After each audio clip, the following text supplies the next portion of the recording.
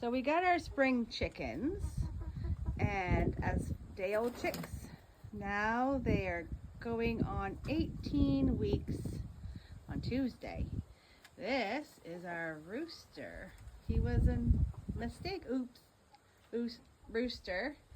He's supposed to be an olive egger hen, but he's a beauty of a rooster.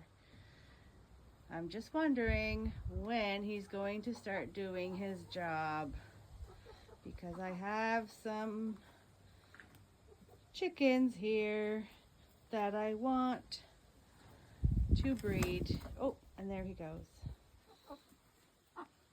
So tell me, when is he going to start mating?